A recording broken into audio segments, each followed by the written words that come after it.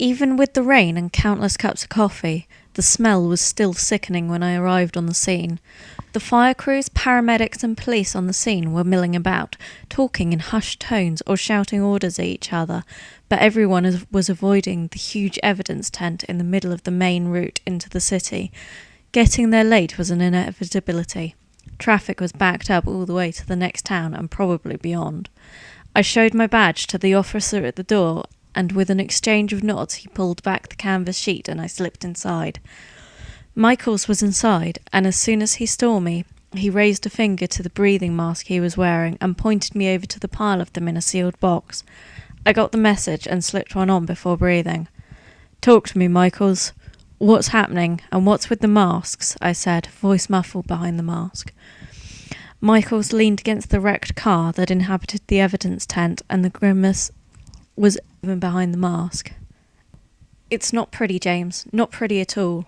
Our man staged it to look like a car accident." "Our man? So it's him?" "Yeah, it's him. His signs are all over it.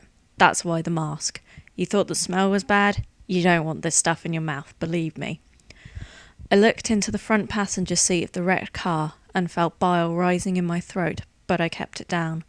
The inside of the car was plastered with vomit, and the driver's abdomen was torn open, a shard of the dashboard having ripped it apart, the entrails hanging out like bloody ribbons, stomach juices and excrement pooling in the footwell.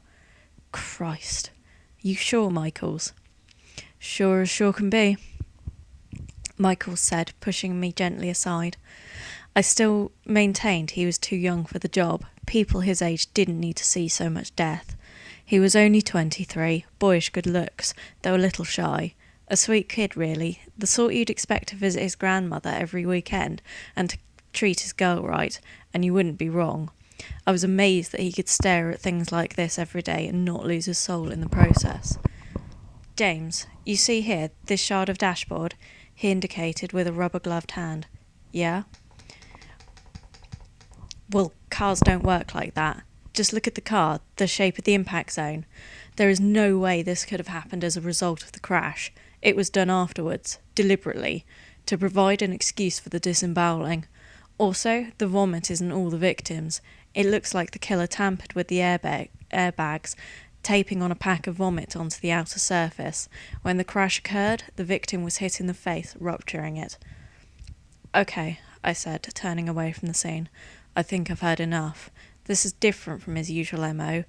What makes you think this isn't some second-rate copycat or a random coincidence?" "Because he left a message for you."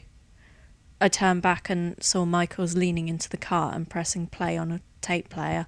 A disturbing voice began to speak. "Hello, James."